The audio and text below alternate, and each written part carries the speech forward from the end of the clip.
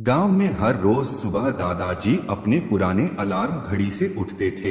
एक दिन उनकी घड़ी खराब हो गई। दादाजी बोले, अब कौन जगाएगा मुझे। तभी आकाश से जोरदार कुकर्रको की आवाज आई। पूरा गांव हिल गया। सब बाहर दौड़े।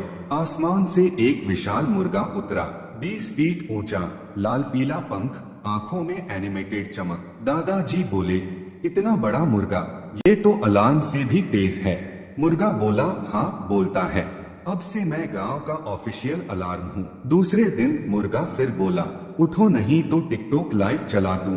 दादाजी बोले, भाई अब तो मैं रात को ही जागा रहूंगा।